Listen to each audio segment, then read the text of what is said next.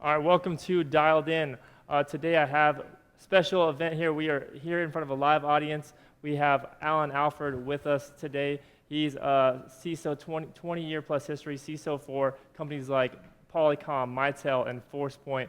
We'll be right back after the intro, and we'll get into this.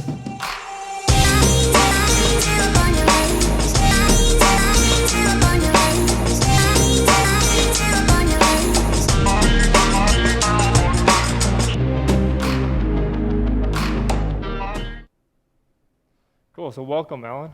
Thank you. Glad to be here. Thanks for being here, man. So, we're here to learn about the toughest questions that CISOs must answer, right? And I'm sure you have a lot to say about that. But before we do, I want to build up some context here. I want to get into kind of your backstory, just kind of learn a little bit more about you as an individual and how all this came to be, how you came to be in this environment of constantly this cat and mouse game of cybersecurity. So I started in IT operations years ago. Long time has passed. And I was the guy back in the day when we didn't have dedicated security roles. I was the guy that sort of always found that interesting and always kind of focused on that. Whenever there was a security project that came up, I was the guy that would pounce on that. You know, the anti-spam solutions, antivirus, firewalls, whatever had a security bent to it, that would be what I would focus on.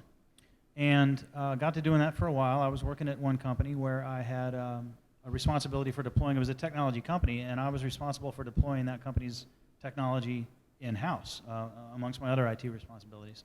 And I used to complain to the engineers on a constant basis about the security flaws. You know, oh, you guys gave me this to deploy, and it had this flaw and this problem and this, you know, and the other. And I was constantly doing this, constantly going upstairs and telling them what was wrong with their security. And finally one day I'm in my office and 3 of the engineering leaders came downstairs and they walked into my office and they shut the door and I went, uh-oh. I've gone one step over the line here. I've criticized them one time too many. Now it's going to happen. And it turns out they didn't want to bash me. They actually came to invite me. They said rather than sitting on the sidelines and being the guy who is complaining after the fact, why don't you come join us and be the guy that helps us do it right in the first place? And so I left a lucrative and long-established IT career and suddenly became an individual contributor in engineering all over again, right? Back at the bottom. But I came in with a very strong security bent and came in with the intention of growing the team and really, truly making a real security effort in the company. So I worked a deal with the vice president of engineering. I basically said, if I can self-fund, will you let me grow my team and run security? And he said, how are you going to self-fund? And I said, I've been talking to the federal sales team, and there's federal certifications they want to get that are security certifications. So you loan me 2 guys, I'll get you a bunch of revenue. We'll use that revenue to build the team, and we'll just kind of keep the whole cycle going. And that's exactly what I did. He blessed the plan. We did it. We grew the team. So I did product security for probably 10, 15 years. And then one day, again, tap on the shoulder, and this time it was the CIO saying, hey, I understand you used to be in IT, and you're the security guy here for the product side. Why don't you come back to IT and be the security guy for the IT side and the product side both and do it all? And I got invited to be the security guy for the company. So, of course, I pounced on that, and the rest is history. And the rest is history? Just like that, huh? So when you went through that, I mean, there had to be a lot going on in your mind, in your head, when you're like, all right, well, now I have to jump into this role of security, and like that's a tough task. It's a tough job to handle, right? Yeah, so, you know, one thing is, you know, in IT, you're a cost center, right? In engineering, you're tied directly to the revenue. So I had enjoyed the revenue lifestyle for some time, and there was a lot of trepidation just to go back to that, right? I was thinking to myself, like, do I really want to be a cost center again? I know what it's like. Budgets aren't the same. You know, you want the tools, you don't get the tools, et cetera. And add to that the security pressures of securing the entire enterprise. So yeah, there was definitely some trepidation. But ultimately, I felt like the leadership believed in security, believed in the cause, and it was a pretty easy transition to make, actually. But I think that's a key variable. That's a key factor, is if the leadership's not engaged, you're going to have a much rockier road. Oh, awesome. Well, we definitely appreciate that and that story and sharing that with us. Now, beyond that, you've been in podcast land and LinkedIn land, right? So there's not a lot of cybersecurity professionals. Like they usually take a firm line and draw a line in the sand of, oh, I'm cybersecurity, therefore I'm not on Facebook, I'm not on LinkedIn, I'm not doing these things. So tell me about that. Like what makes you different that you're able to overcome that? So for me, honestly, it's the same mindset and the same spirit of thinking that drives the entire open source movement. We don't get more secure by hiding in our holes and ignoring all the possible inputs we could get from people that have faced the same challenges we face, right? If we connect, if we network, if we talk to each other, if we share our pain points, we share our strategies for solving them together, I'm a huge fan in that kind of cooperation and that kind of coordination. I think open source is inherently more secure because there's more eyes on it than something that's developed by one guy in a basement, you know, and he just releases it to the world. We don't know what mistakes he made, right? And it's the same thing, I think, with the social media and everything else. I think if we communicate, we cooperate, we coordinate, I think that we can most definitely reach a plateau where all of us benefit and gain more knowledge and can better secure the things we're in charge of securing. Right, absolutely. So, yeah, so your podcast that you're doing right now, Defense in Depth, tell me about that. I think that started in January, right? So tell me a little bit more about that. Yeah, we started in January. It's a spin-off from its sister podcast. So the first podcast in the family was the CISO Security Vendor Relationship podcast. And that's David Spark, my co-host, along with Mike Johnson, the former CISO of Lyft. And those two got into an interesting conundrum on LinkedIn. It was really, I think it all started with Mike's posting on LinkedIn. There was some contentious stuff going on between the CISOs and the vendors on LinkedIn. If you are a CISO and you are on LinkedIn and you are even vaguely public, you get used to the fact that probably 60 to 90% of the traffic you receive is unwanted vendor attention. They just swarm you, they flood you. If you are a security professional, you've seen this yourself, you've faced this. So Mike was expressing some frustration over the way the vendors operated. It ended up turning into a dialogue. It ended up becoming a very constructive dialogue between the vendor community and the CISO community. And there was so much material there that David and Mike decided, let's make a podcast out of this. And it was quite successful. It still is quite successful. It's going strong. And I got invited to be a guest on that show because of my experiments on LinkedIn with the vendor community. This is going to be a bit of a long aside, if you don't mind. I was CISO at a security company, a company that made security products. And I did not know it until I joined that company that working in the security industry, you gain so much more knowledge about the security scene than you do just being a CISO at some other random company.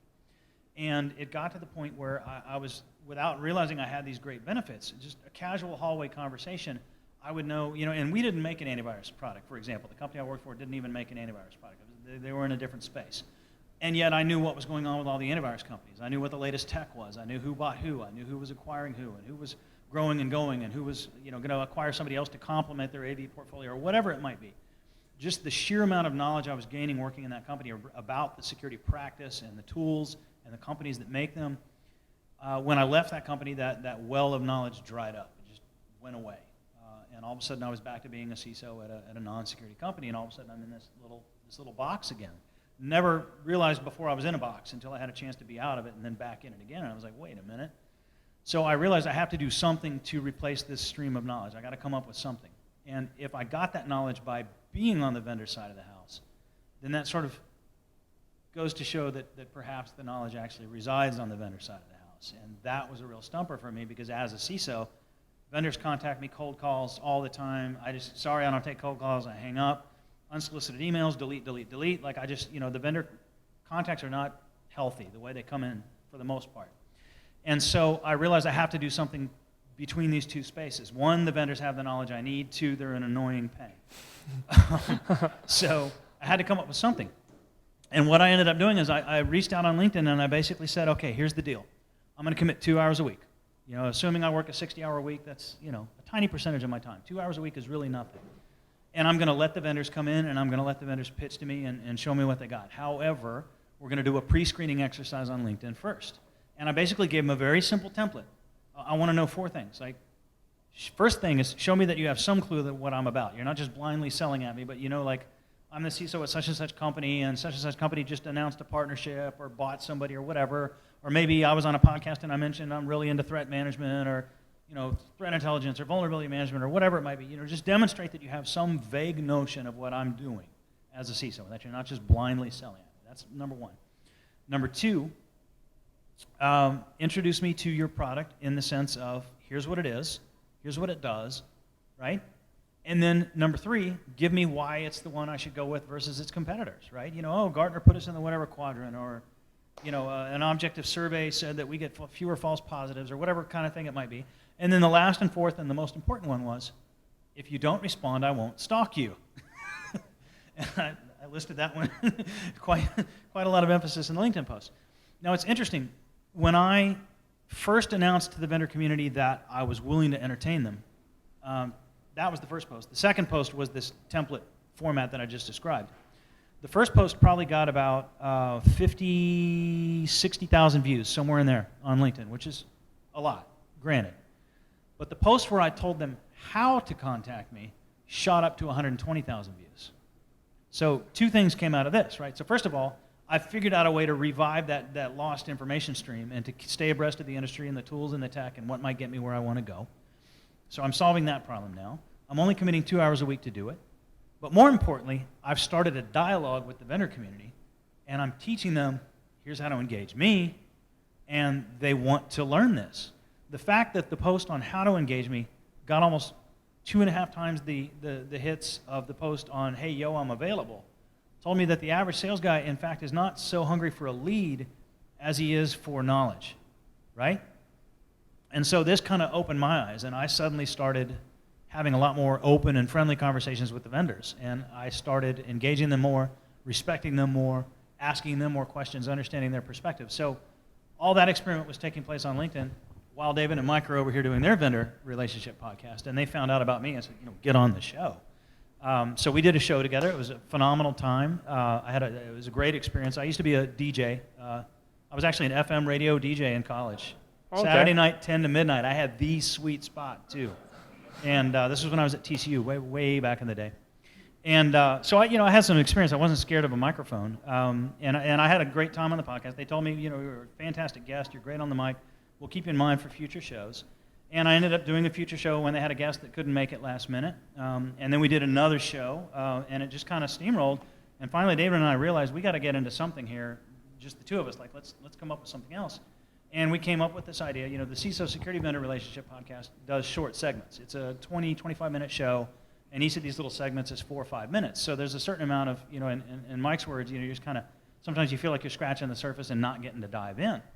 And so David and I decided, let's do something where we pick one topic and we really dive in. We needed a clever name for a defense show where you go into topics in depth. Defense in depth was obviously the very first thing that occurred to me, and of course I was like, that name is taken, And we proceeded to spend a week, all these stupid names. We came up with so many bad ideas, and the metaphors were getting more and more stretched and more. What was the worst? What was the worst one? Oh, there was something about scuba diving. there was something about being a scuba diver or something.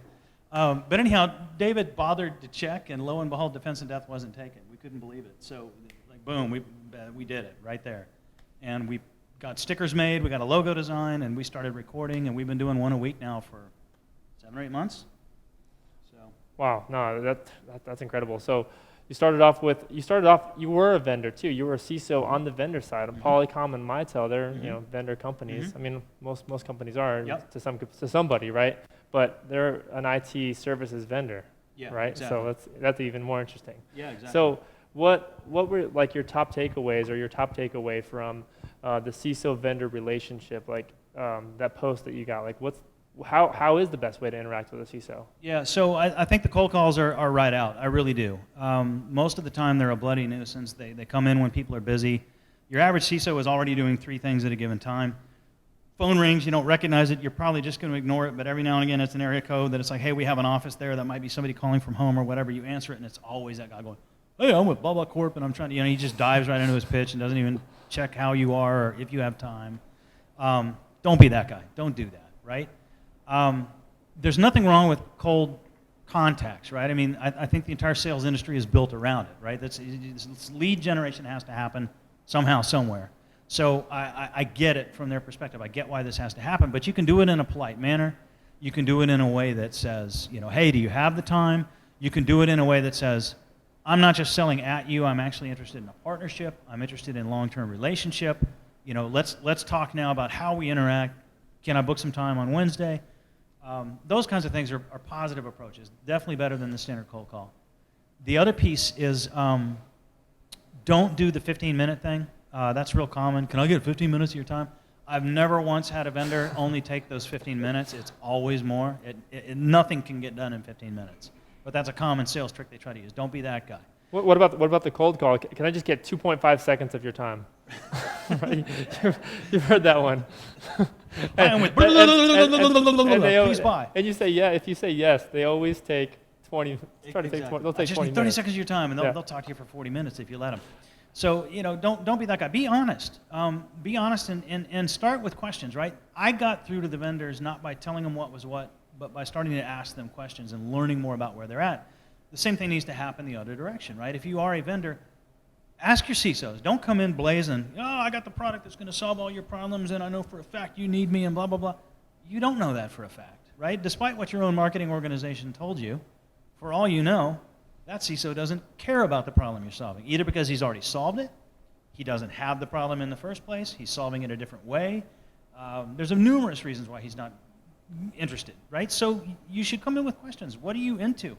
What are you working on? What are your concerns? What are your pain points? I happen to be in a threat intelligence company. Is that something that matters to you? Ask questions. Don't just dive into the pitch, right? And I think that's probably the single biggest and best piece of advice in all of it for the CISOs and the vendors alike is ask questions. Got it. So there's a lot of words for it, but for whatever, the trusted advisor, right? The guy that is there for the relationship. You think that's really the model that's long term? Absolutely. I've got vendors that I have had relationships with for years now, who from company A to company B, hey, I'm over here now. Come be with me and help me build what I'm building. A real partnership with a real vendor that's a quality partnership and quality relationship is a partnership as good as any other that you're going to have. But it's few and far between. Most vendors don't know how to get there.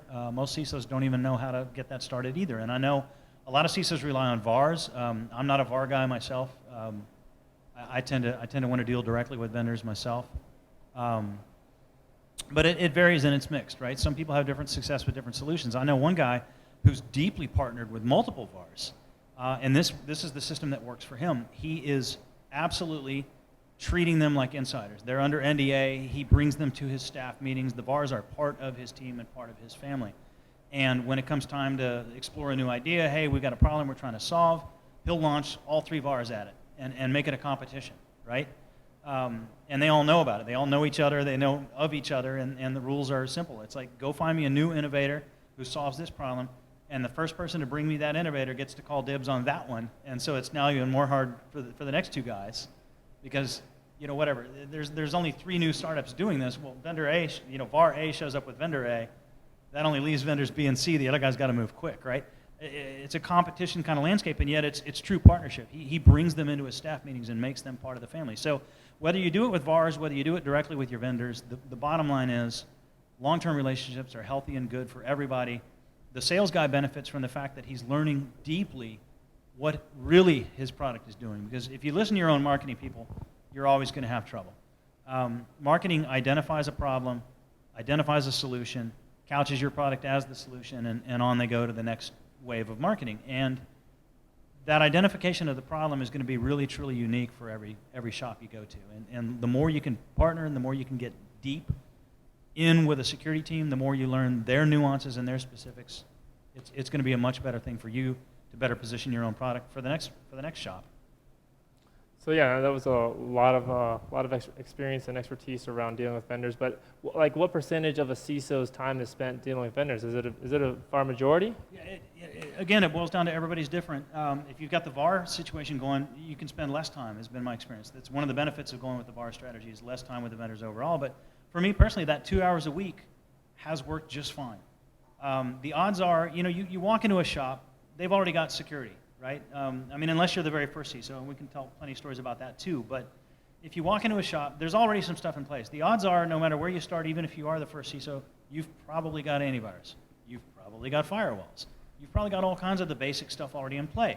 So you don't need a whole lot more to really kick things off and get going. It's to your benefit to not just automatically start gutting tools and putting in the ones that happen to be your personal favorites. If something's already working and it's in play and it's not broken, it's the old if it ain't broke, don't fix it. Leave it alone. and start looking at the problems where you're adding new value by adding new things. And that'll actually be a pretty small list. 2 hours a week should be plenty. Should be plenty. And as you get into things like an RFP cycle or you get vendors coming in and competing, you know, that'll expand on a specific project basis, but your run rate should be 2 hours a week. You shouldn't need any more than that. Got to know that. Thank you for that. So let's pivot a little bit for those looking to get into cybersecurity. Maybe they're in an IT role today, or maybe they're not even there at all. They're looking where to go next, and they see cybersecurity as this like shiny object of opportunity, right? The land of opportunity right now. Because you know you can read the numbers, people can make reports say whatever they want, but I think the facts are the facts. There is a shortage of cybersecurity talent. Would you agree? Yeah, there is a shortage, and there's a lot of dialogue and a lot of expert opinions, and I've got friends, colleagues who have very different opinions of this problem than I do, and I respect those opinions. I don't know that there is one answer. I'm not going to say my opinion is the opinion in this space because there's so many possible ways of looking at this problem. But fundamentally, I do believe there is a shortage. I do believe we need more talent, and I do believe we need to be doing everything we can to encourage people to come on board. That being said, I've got a personal code that I live by, that I've always lived by. I'm a deep believer in don't jump into a career or an industry or even a single specific job simply because you think that's where the money is, right? I got into PCs, you know, before the PC revolution and all that. And one day, all of a sudden, I was making, you know, at the time, I was making really good money. I mean, I looked up one day and I was making much more money than my friends were. I didn't do it for the money. I did it because I loved computing. I loved hacking. I loved taking things apart. I loved breaking into things and all of that stuff. And it's the same thing with cybersecurity. On the one hand, yes, we desperately need more people. Please come join us. As you know, as a hiring manager, you know, get over here. But on the other hand, I want to caution you: don't come over just because you think this is where the money is or because this is the hot field, right? It's a lifestyle, and it's a lifestyle that a lot of folks can't properly embrace because it just doesn't suit them. You will, in the security space, have a lot of challenges. You will have to be the sort of person who can have a very small victory in the face of an overwhelming defeat and still get up the next day charged and ready to go into battle again. A lot of people don't like that. A lot of people feel like you're fighting a never-ending battle. Even if there's no specific event, there's no breach, there's no bad thing happening at the time, you're aware that the bad guys are out there, that they're constantly trying, you're constantly reading the news, and some bad guy broke through somewhere every frickin' day of the week, and here you are slugging away, and all you're trying to do is get your antivirus definitions updated, and you're trying to convince the Windows guys to update and patch their stuff, and you're trying to, you know, it's this sluggish plight through the bog, you know? And to not be able to survive and thrive and stay positive, you're not going to succeed, right? So you have to be the sort of person that can deal with adversity, I guess is what I'm saying. As to how to break in, that's its own little world of questioning there for sure. Just like I don't think there's any one answer for the shortage, and I don't know that I even really gave one there, but to try to break in is obviously, if we can get new bodies in, that helps with the shortage. So we're solving two problems at once if we can encourage new people to come in. So, on that note, your opinion, purely your opinion, do you think that with, and I think I know the answer, but do you think with more vendor security companies coming to fruition, because you even mentioned the vendors had more information than you had, and you needed them, even though it was annoying to deal with them in a lot of ways, right? So do you think that more and more vendors will become the cybersecurity teams, or you think you still need a strong team in-house, or will you need less of a team in-house? You know, it really depends on the solution, right? One of the major solutions you advise your fellow security professionals with when they're struggling with, gee, I don't have enough resources, which I think is almost every security professional on the planet will, at least at some point in their career, say, I don't have enough people. Do more with less. Do more with less. So what is the number one solution for doing more with less is automation. So any vendor who can help you truly automate and not actually cause more work, which is where a lot of the problem starts with a lot of those vendors. Anyone who can truly help you do that is a good resource. Any consultant, contract type resource that can do a staff augmentation, that can come in and help you get over a hump of a specific project, that's always a win in terms of vendors assisting and helping out. So lots of those types of activities. But I think fundamentally and at the end of the day, we still need the full-time bodies that are focused on the specific problems. And we have to balance that against bringing these vendors in, because one of the things we pointed out, we actually did one of our own podcasts on this just a little while ago. I'll summarize very briefly because you you can go listen to it. But there's a conundrum.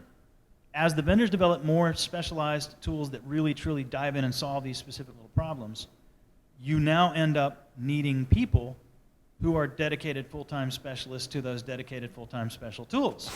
And so you onboard this tool to solve this new problem that you weren't solving before, and then you realize, oh, great, there went Fred. Fred is now dedicated to that tool. Sorry, Fred, that's your life now, and I got to backfill Fred. You know, so you have to be cautious. You need specific technology to solve specific problems at specific times, but you want to try to stay as general as you can, right? This is one of the things you'll see in podcasts, LinkedIn, wherever you might hear me. You know, if there's one opinion I truly always espouse, it's the idea that you can always fall back on the basics and get pretty darn far, right? It's really easy to have the shiniest, cool new toy. You know, when CASB first came out, there were those people rushing to get CASB, and DLP came out rushing to get DLP, and SOAR came out, let's rush to get SOAR, and a bunch of those people, and I'm not saying those tools are useless or that they don't fulfill the need, but a lot of those people had buyer's regret not from the tool itself, but from the labor burden it represented in their shop. Trying to onboard it, trying to integrate it, trying to incorporate it, right? So try to find the broad stroke solutions, not the specialized solutions, right? Alton Brown, does anybody ever remember Good Eats, that show on TV? One of his rules in the kitchen was don't buy specialized tools, right? If you've got a tool that's strictly for carving the yolk out of an egg or whatever, like get rid of that. Just use a spoon, right? Spoon will do the job. So I'm a big advocate of spoons in cybersecurity, right? Oh, awesome. So, in your opinion, then, so the vendor side, like for maybe like smaller business, maybe not enterprise, right? Maybe for like the mid-market. There's this whole mid-market gray area of enterprises out there. Like maybe they can't have a CISO. Maybe it just doesn't make sense for them. So there's all these new things coming up, like fractional this, fractional that, Sure. vCISO, MSSP, Managed Security Services Provider, Sure. more acronyms, right? Can you maybe touch on that a little bit, what you think you sure. see changing there? It all depends on size, scale, scope, and need, as well as there's another variable you didn't bring into it, which is maturity. You can be the biggest company in the world and have a horribly immature program and have needs that are eerily similar to the tiny company that can't even afford the CISO, right? Maturity matters too. Where you are on the curve is a moment of honest self-reflection. You have to have that honest moment with yourself because you shouldn't be deploying any dollars, be it towards tools, MSSPs, vCISOs, whatever it might be. You shouldn't be deploying any dollars at all unless you know where you are, right? You have to know where your weaknesses truly are. You have to know what a mature shop looks like and where you are on that scale. So if you're walking in as a first-time CISO and you've got that mixed bag, like I mentioned, you probably got your antivirus, you probably got your firewalls, et cetera, do a maturity assessment. Even if it ends up being an internal exercise off a vague standard, it's substantially better than nothing, right? Do a maturity assessment, figure out where you are. Then from there you start to figure out your needs. And if you're small and you don't have, like, you know, a lot of these small shops, like you mentioned, that can't afford a full-time CISO, but they've probably got that manager guy that does the security stuff. So he can be the one to do the maturity assessment. And he can take the results of that and go upstairs and say, look, here's where we are, here's where we'd like to be. You know, give me a vCISO, give me an MSSP, give me 3 months of one consultant to help me set up this one tool and teach me how to maintain and run it. Whatever it might be, you can get there, right? You can get there. And leaning on these outside services as support is certainly a viable strategy, small or large, new or old, mature or not. You can always lean on those guys. Got it. So a question for you, like first thing that you think of, like what's the most interesting thing that you've seen lately that you're most obsessed with in the security world? I think of what I can Could be a tool, a process, a new framework, yeah. a new company got hacked. Like what is it? So I'm recording a podcast tonight on the MITRE attack framework. We're going to be doing one on that, and I chose that topic specifically because it's an interesting thing to me. It's a combination of threat intelligence, vulnerability lifecycle mapping, threat lifecycle mapping, I should say. It's a knowledge base. It's a lot of things all tucked into one tidy package. It supports sticks and taxi. A lot of the tools can pick it up and absorb it. I tend to love things like that because attack framework at the end of the day is a really big spoon. Back to my spoon metaphor. That's one of the really good spoons in your toolkit. You can use it manually. You can use it in an automated fashion. It can feed tools. It can be simply a research bouncing board. Hey, I'm seeing this kind of weird stuff on my network. Let's go look. Oh, look, there's a weird thing that does it. Oh, look, they even have a name for it. Oh, look, and next step it'll be that. Oh, look, it is doing that. It's that. Let's stop it. Here's how. That's one of the kind of moments that I live for is when the industry comes together, because it's free, right? It's available to everybody. It's MITRE. And it's the input from a whole group of us, and this is back to what I was saying about social media. Let's communicate, right? It's healthier. It's better for us all. Attack framework, I think, is a good symbol of that.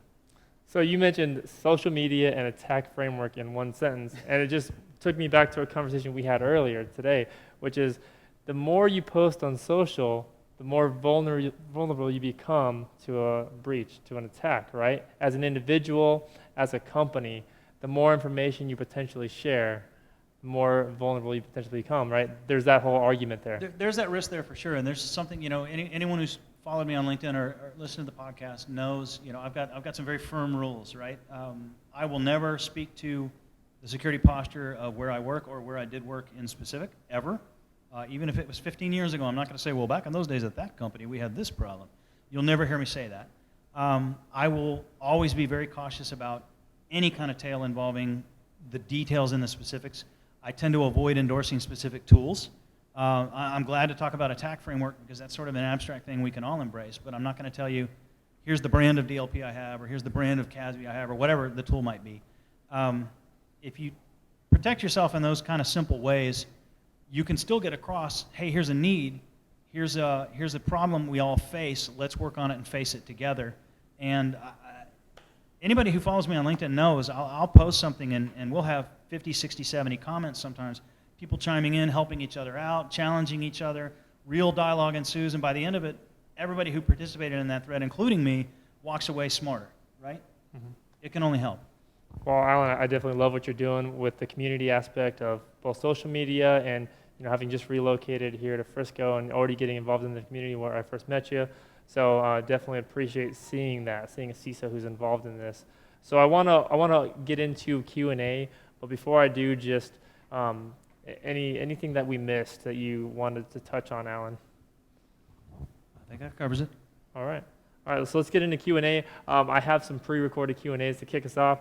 We were gracious enough to be at an event the other day, and a couple of people knew about you, knew who you were, and they wanted to ask you a question. So let me cue that right now. Let me just make sure that we can actually all hear it, and there's no feedback here.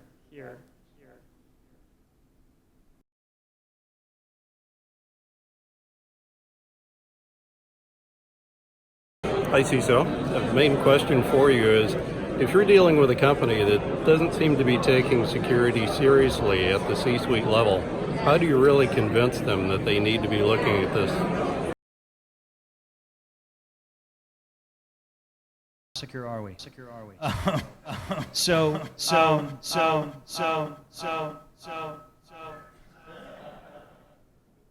We're good. So how do you keep being the CISO? How do you successfully be the CISO? How do you achieve your security mission when upstairs doesn't seem to be buying the story you're selling? It's not a problem that is unique.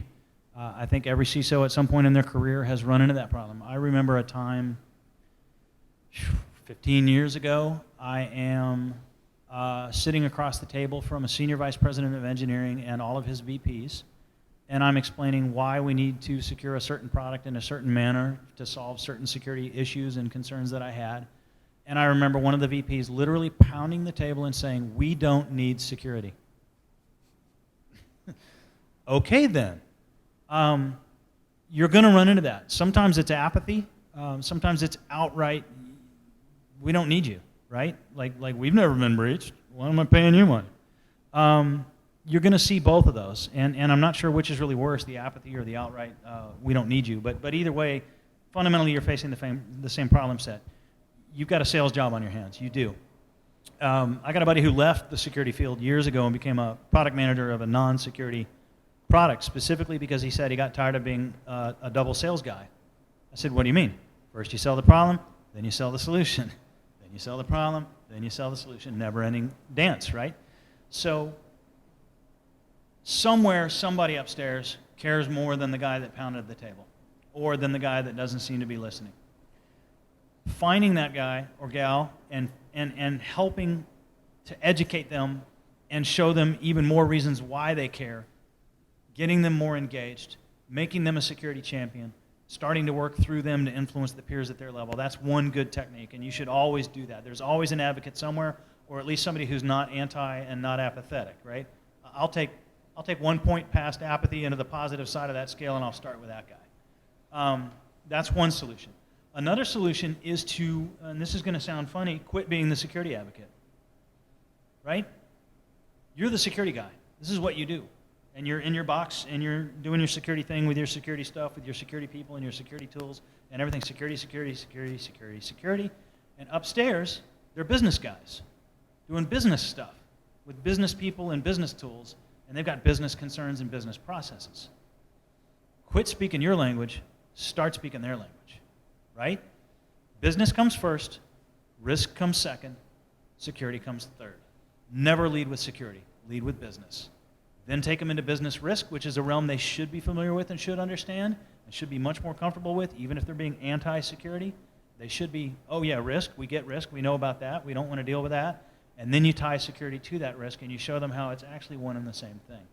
Lead with business. I love that. I think more people could benefit in a lot of industries from speaking to the business of it, for sure. Shout out to LinkedIn Live. Heather Graham out there. Thanks for watching, Heather. She says, have you ever had a carrier offer a pre-sale threat intelligence data report? A pre-sale threat intel data report. I have been offered such things not by carriers, but by other vendors. In fact, there's an entire industry of vendors. I'm not going to name names, but there's a class of vendors that will offer you similar to a credit score of your own security posture as seen from the outside, right? It's a similar sort of approach, I think. And I'm not impressed with that kind of stuff. If somebody wants to come to me and actually partner with me and work with me on the inside and learn my team and learn the ropes and then do some work and then come back with some results and show those to me, that's one scenario where a lot of trust is on the table, where a relationship has been built, and the utility is obviously coming out of the effort. For someone to just come in and dry like that, either they're hitting you from the outside, which isn't all that useful or meaningful, or they're offering as complete strangers to come inside and see all your vulnerabilities. That's not going to fly. So the first one is kind of useless, and the second one is kind of no way. So I wouldn't take that deal. Julie Yu says, exactly, tools can be oversold. She agrees with you. Excellent feedback there. And Zianne Kane said, what are your thoughts on a zero trust environment?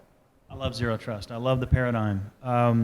I presented at a lunch probably about 1.5 years, 2 years ago now, and CIO from a vendor was there. I won't name the vendor, but the vendor offers some solutions in the identity and access management, single sign-on kind of space. And he was proud of the fact that he had taken his entire shop and nothing was on-prem, everything was cloud, everything was coming through the same portal for access, for management, for single sign-on, and all insiders and all outsiders were treated the exact same way. It didn't matter if you were on the network, it didn't matter if you were at Starbucks, it was one thing, right? He had actually achieved it. True, full, total, zero trust. I was floored. It's a brilliant model. It's something to aspire to. It's something that's very difficult to pull off. I made a crack earlier about patching your Windows 2008 servers, right? There's always a legacy something that makes zero trust very difficult to do because there's stuff that's going to reside on-prem. It's going to always be there, and you're going to have to differentiate between prem and off-prem. It's a fantastic thing if you can pull it off. It's a vision we should all achieve or strive for anyway, but it's one very few of us are going to truly achieve, I think. Awesome. And what about some tips for just the everyday one of us being cybersecurity, like going in and out of Starbucks, and using guest Wi-Fi's everywhere? Like, yeah, okay. What's some So tips for yeah, that? I joined guest Wi-Fi here actually, but I'm doing absolutely nothing I care about on it. Right? If you are going to use your bank, don't do that on guest Wi-Fi. Anything that has a password that you care about, don't do that on guest Wi-Fi. Basic tips, honestly, don't reuse passwords. That's probably the single number one most important thing that as individuals and as companies both we can benefit from. If your password is password, okay, you're failing there, but let's say it's password. Don't make password the password at your bank and also the password on the stupid website where you downloaded a video game that one time when you were bored at 3 in the morning. because that site will get hacked. Now they know that's your password. Now they'll try it at your bank and they'll get in. Oh, they're not going to get my password. My password is summer 2019 exclamation mark. There you go. Yeah. There you go. And I just change it every quarter. There you right? go. Perfect, perfect. And every year. You know, you asked me to tell stories before we came on. I'm gonna share a real story. A certain high-level person at a certain company, very high-level person at a certain company, came in one morning to find that his account had been compromised, and bad things had happened because his account was compromised. He was an avid fan of a particular hobby. And let's say that, I'm going to make one up now, let's say that he was into Water polo. cow tipping. Cow tipping. So his password was basically cowtipper8. And before that it was cowtipper7. Before that it was cowtipper6. You get the idea. A person was able to try the one, and when that didn't work, literally increment the other and get in. It was 2 tries, and he was compromised.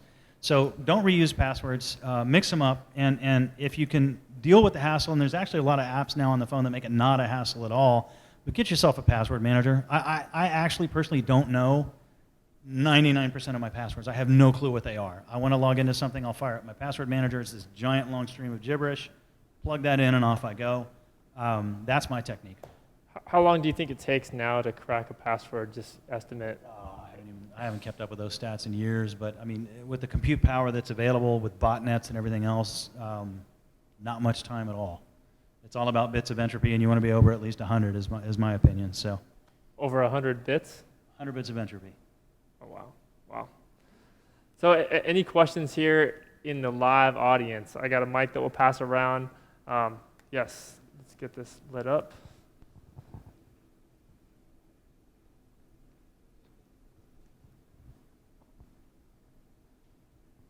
Just please state your name and before the question. Hi, my name is Kishore. I have a quick question. You just brought up this password manager as one of the... Is the mic on? Yeah. Okay, it is. It's just really low. Hello. There you go. There we go. My name is Kishore. I recently came from California, but I'm very fascinated with security as one of my ongoing learning opportunities. But question to this password file or password manager. I mean, what if somebody gets hold of the password manager database or that particular file? Always a risk. Yeah, because that's a very common, people, Sure. of course, advocate in a high level, but that's a big compromise by itself. It's all your eggs in one basket is the expression, right? You drop that one basket, you just broke every egg you own. There is a risk there. Every password manager offers that risk for sure.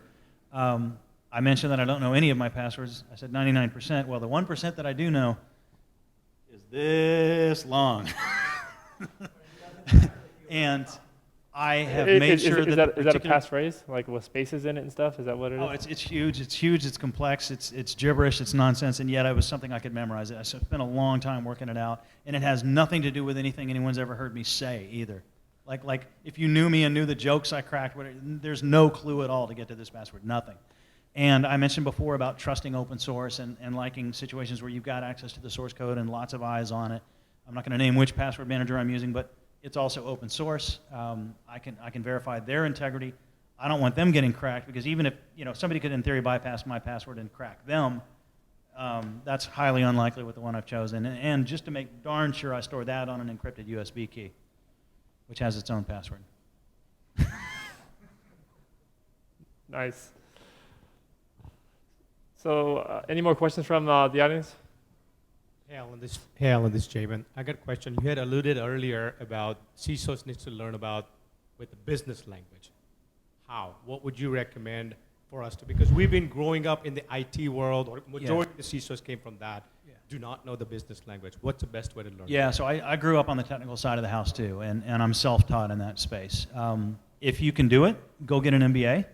If you can't, your local community college is going to have really good classes on accounting and finance. If you just take those two, right, that's a huge, huge step towards understanding what the heck's going on with the rest of the business. Learn from the people in the business that you feel like are skilled in that area. You're there because you're skilled at security. Somebody in that building is really skilled at business. And the odds are you can form a partnership. It might be a mentor. It might be a peer. It may just be your buddy you go to lunch with. Don't be afraid to ask stupid questions. Just ask them constantly. Be trying to learn and grow. Learn how to read a 10Q. Find someone in your company who can help you learn how to do that. If you've got the 10Q in your back pocket, back to that conversation about speaking business upstairs, right?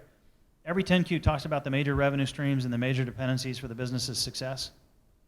Focus your security effort on that stuff. Come in the door going, you guys said this is important in your filing. This is what I'm actually working on to make sure that this continues to be a good thing for you, right? Simple stuff. Just ask, learn, grow, and go take classes.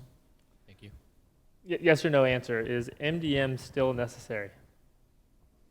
MDM or MAM.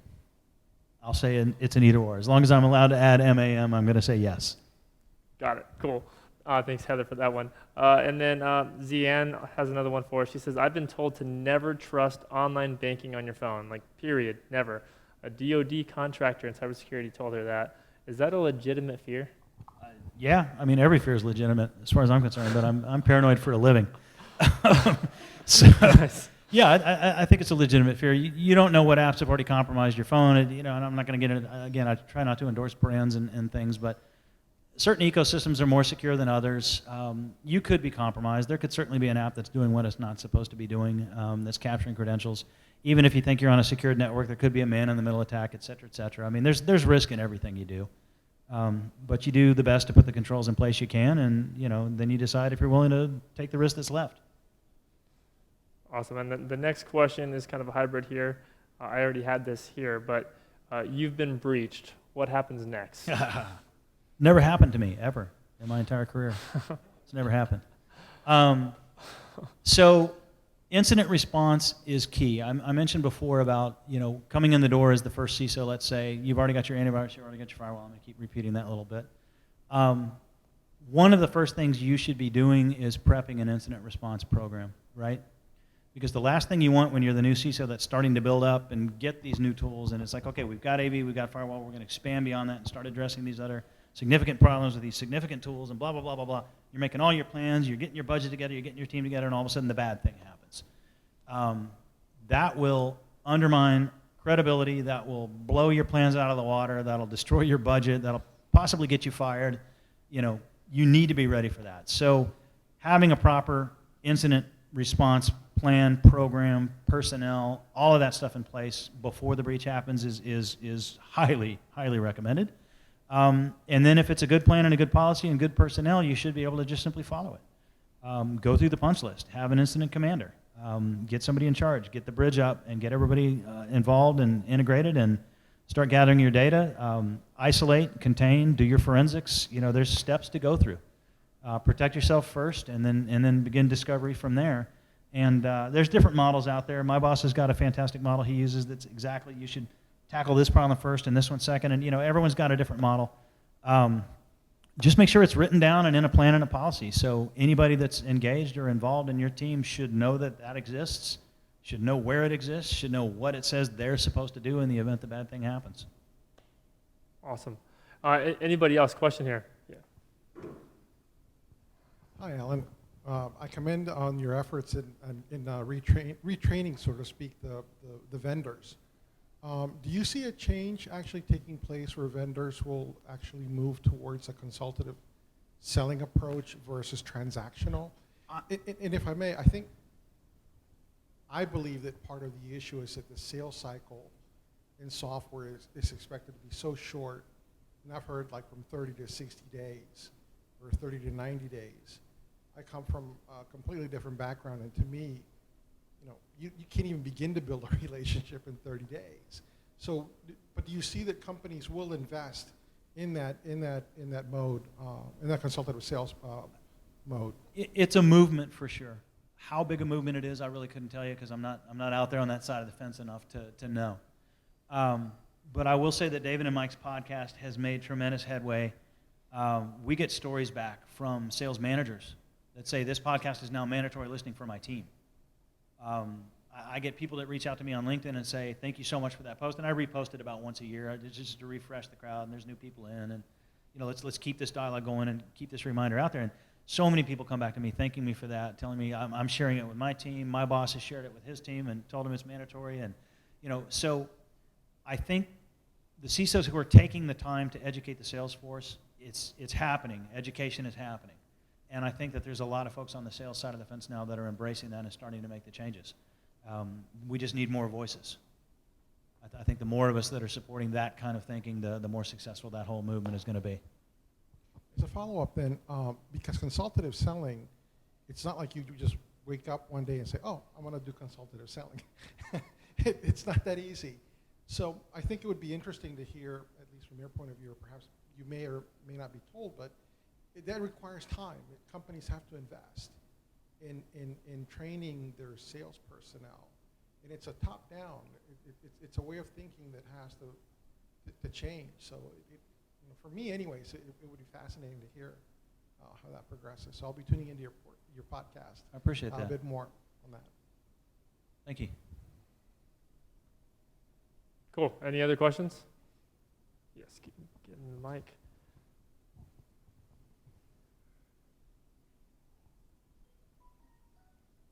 Hey, my name is Brendan.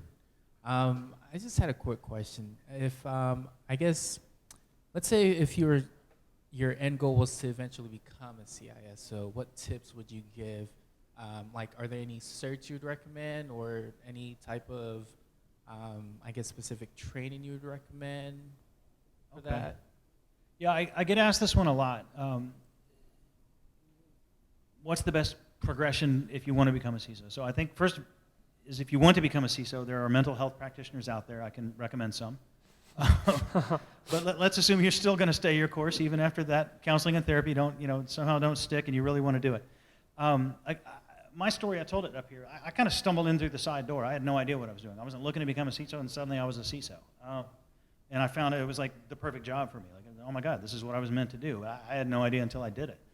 I have a CISM cert for what it's worth. CISSP is highly respected for what that's worth. That's a whole nother debate. Ask any given CISO, does he care about certs or not? 50% are going to say absolutely, and 50% are going to say they're garbage. I'm working on a master's degree in information security as we speak. Back to perpetually educating, right? I am done on August 4th. I will have a 4.0. I don't know how useful that is. August 31st, I'll also have a 4.0. Right on. I don't know how useful that is, though. Just like with the certs, there's going to be plenty of people that don't care, that are going to tell you the second you finished your master's degree, it's already obsolete knowledge, you should have gotten a cert. Okay? But then the other people are going to tell you certs are useless, that you should go get a degree. And then meanwhile, you got to get life experience, right? So certs and degrees, I think it's up to you as to whether, you're going to run into managers that respect both, either or neither, right? It's a dice roll. Actually gaining the skills and learning what you can learn is a whole other story. If you are in a job that is anywhere near cybersecurity, see if you can be that guy that, once an afternoon comes down the hallway and helps them with a little something down the hall, right? If you're in a regular IT job and you want to get into security, start focusing on security. Go get some of the low-level certs just to at least prove and demonstrate, look at me, I'm serious, I'm committed. Now give me a project. Let me do some little security work here and there. Just like the CISO should be running around trying to teach himself business, anybody that wants to break into cyber who's not in cyber should be teaching themselves a little bits of security, and the same advice applies. Get a degree, get a cert, go to community college and just take a class or two. Beg your way into a project, something, volunteer, right? There's plenty of volunteer opportunities, all kinds of youth groups, churches, whatever. They have computers. Those computers are networked. Somebody needs to do some security for them. Go do that. And eventually you can put it on your resume. I secured a blah blah network comprised of blah blah components, and off I went and did it. That's my advice. Thank you.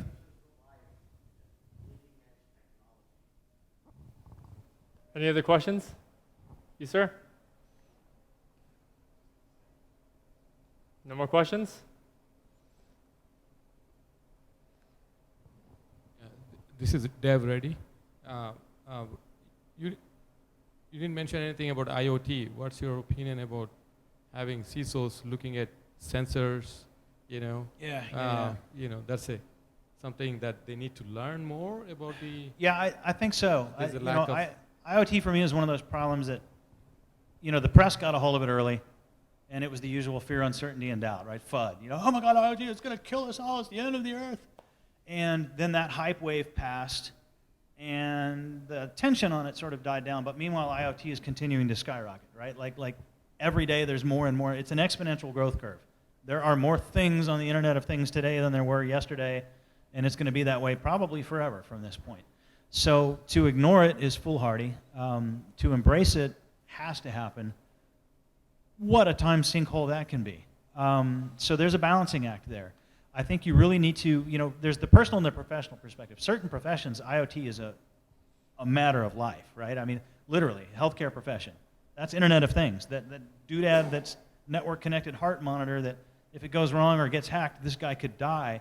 That's IoT, right? That counts as IoT. So I've got friends that are CISOs in the healthcare profession that it's a very critical and very important part of their lives. For me, it's much more important on the home front than it is in the workspace because there's not a lot of IoT happening in the workspace for me. But that changes and varies depending on job over job. So I think the degree of attention you have to pay towards it is back to what I said before, start with business, go to risk second. How much risk does it actually represent for you, for your organization? Correspondingly scale your attention towards it, right? Sweet. Thank you for that. Hi, my name is Rico. My question going back to certifications, would you say, what would you say is a better cert to get? The ethical hacker one or the one from CompTIA, the pen testing one? Or the what was the second one? The pen testing from CompTIA. Oh, yeah. So, that's a good question for starter certs. I'm not familiar with CompTIA's pen test starter cert. I know Security Plus, Network Plus, and all those. I haven't kept up with their pen testing piece. Certified ethical hacker to me is the best and most stable and been there for a while intro into that space. I think CompTIA's offering is probably newer. For all I know, it's a better program. I don't know. But CEH certainly has name brand recognition, right? Cool. Well, it's just about 7:30, so we're wrapping this up. Any last questions? Nope, no more questions? All right, then I just got a couple more things for you, just some closing remarks. Alan, is there a favorite book of yours that you read, that you've ever read, or that you recommend to people in cybersecurity? Yeah, let's see, favorite books of mine. So Snow Crash, it's a novel. It's a hacker cyberspace novel. I love that one. I love all of William Gibson's stuff. And Neil Stephenson, probably a lot of his other work too. Yeah. And what about a mentor? You've had a mentor, I assume, and maybe what's one of the best pieces of advice you've ever received? Say nothing and get a lawyer. I like it. I like it. I'd have to think of one off the top of my head. I have nothing, but yeah, I've got a mentor. I've got two mentors actually that I work with closely, and I've learned a lot of things from them. And I am a mentor as well. I strongly believe, back to the educate yourself thing, I strongly believe everybody should be. You've got something you can learn from somebody for sure, and you've probably got something you can teach somebody for sure, whether you think you do or not. So I'm a big believer in being and having a mentor. Awesome. Well, you guys go connect with Alan. His info's up on the screen. He's on LinkedIn/in/Alan Alfords. You can see it right there. So go connect with him. And just final thoughts for you, Alan. Just wrap us up here. I just want to thank you for having me out. This was fun. I've never done this kind of live. Yeah. Video cameras and everything else going on. This is very different from what I'm used to. Yeah, absolutely. There's one more question, but we're wrapping it up. Well, one more question? One more question? All right. If you have kids, young adults, what would you recommend to start educating them early on to become not just employable in IT, but fluent in security? Can you be fluent in security? You can be fluent in today's security. Yeah. Right? Tomorrow's another story, right? Yeah, right. I've got 3 kids, 2 in college. And what do? I make them suffer my security at home every time they want to do anything on the network. So my stepson is all about Xbox and PlayStation and all that stuff. And the firewall rules are very tight in my house. And so every time he wants to play a game, he has to come sit with me and learn how to make it work on the firewall before he's allowed to go play it. So he's learning valuable firewall skills just because he wants to play his game. My daughter's in video game design. We've got a lot of gamers in my house. Similar kind of story. She wants to play with the tech and do the tech and have the tech, and I walk her through and make her understand, here's the risk it represents, Here's the price you have to pay, and the price you have to pay is you have to learn how to actually manage and deal with this shiny new toy you've got. So a lot of sort of mandatory education as conditions of them getting the things they want. Cool. Well, hey, thanks so much, Alan. Thanks for being here, guys. Give it up for Alan. Thanks for being here, guys. Thank y'all. And supporting this very first one. Appreciate it.